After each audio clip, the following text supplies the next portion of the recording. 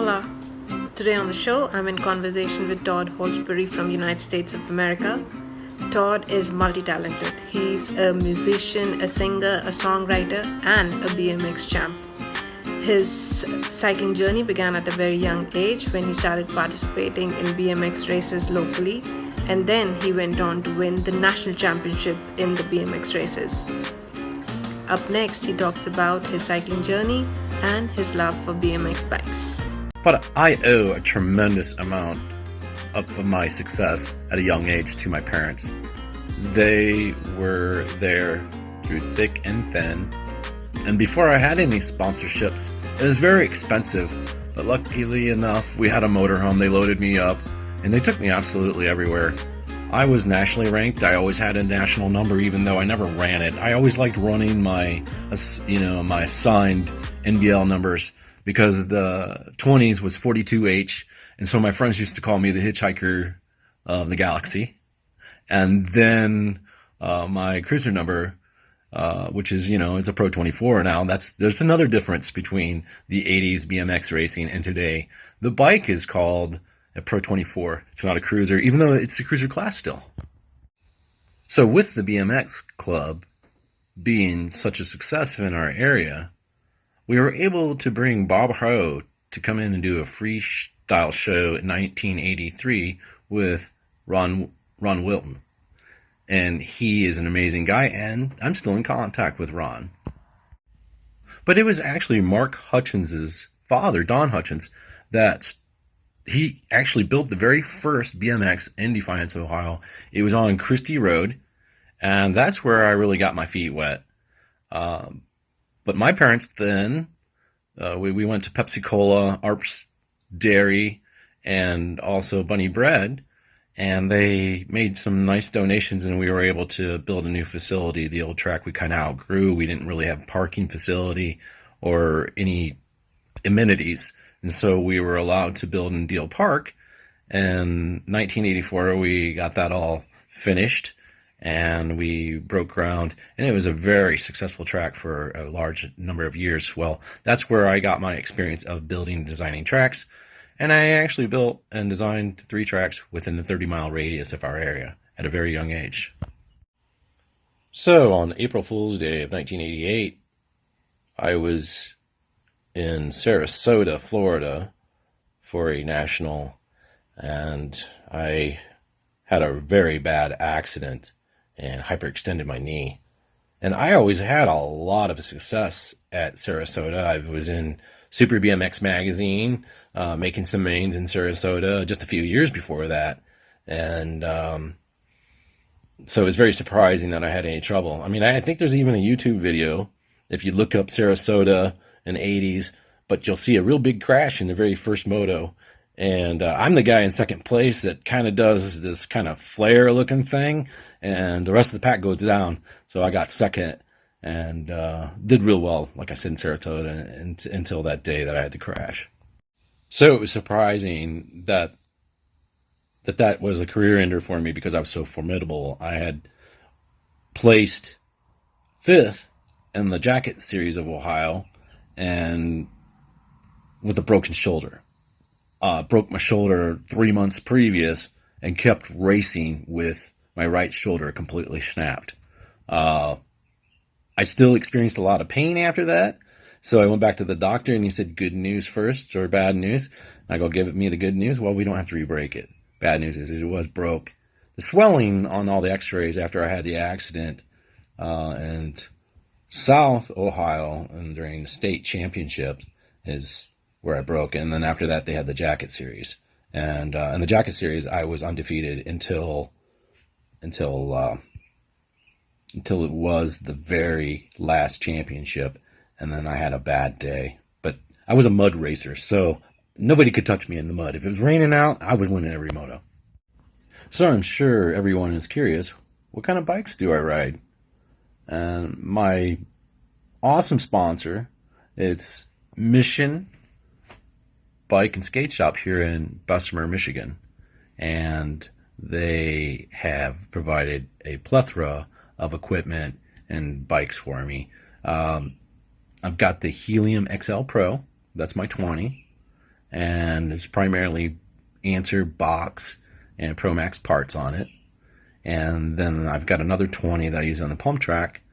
It's a Radio Cobalt Pro, and these two bikes are very light. They're both under 20 pounds, so they're easy for me to throw around, especially being used to those very heavy chromoly frames back in the 80s. And that's another difference that there is from today and what there were back in the day. You know, when I very first started, it was on a high tensile steel bike, my Huffy Pro Thunder, even though today those are very sought after collector items. I would have to say that my pride and joy is definitely the S&M Steel Panther Pro 24 that AJ Granera, he's the owner of Mission, he just surprised me with a translucent blue Steel Panther. He knew I wanted one. We were contacting S&M and see if they would make a custom bike for me, because I had some frame specifications that I wanted to. I wanted something quick out of the hole, but also something that I can start manualing over. That's another thing. Today, it's all about doing the manuals and being super smooth and staying low. Well, that is something in the 80s that I had prescribed to my riding, was to always speed jump everything or stay low. Like a lot of guys were clearing doubles, and I could clear doubles, but I did find a lot of times that if I would speed jump the first one, I could just glide over the second and cut a lot of time down and pull away from guys in the straights.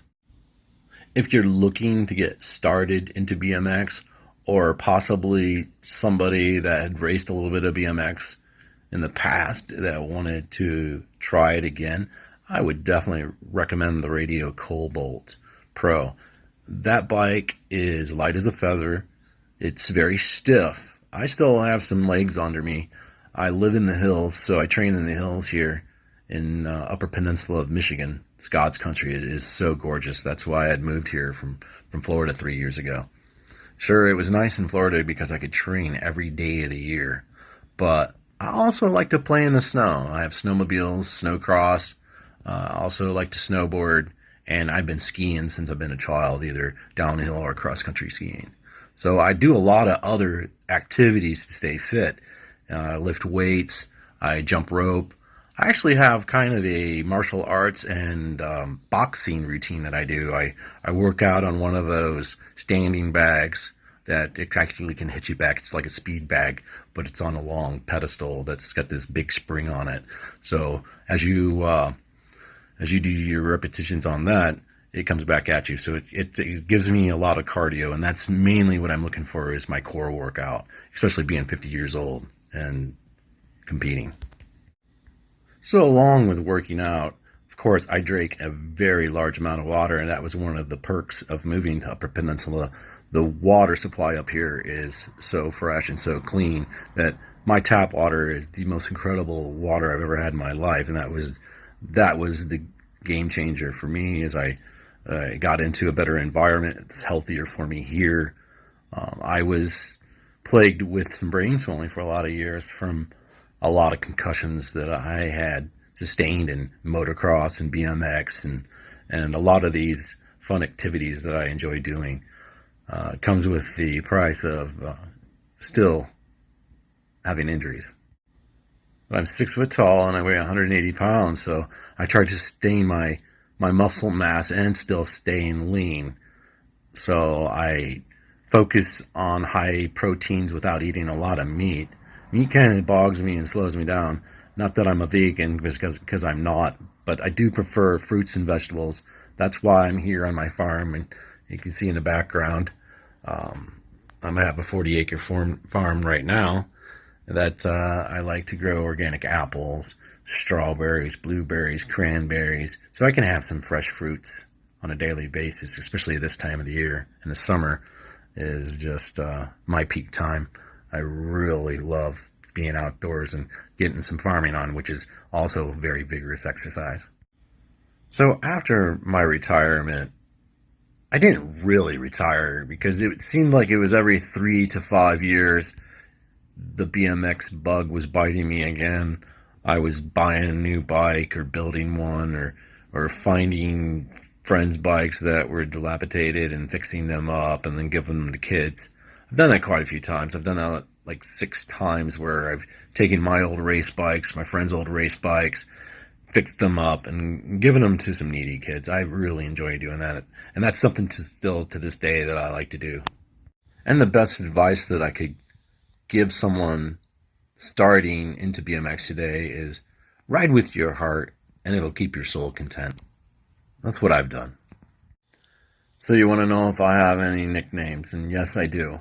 It was given to me at a very young age by two friends that I still have, Brad Richards and Sean Murs.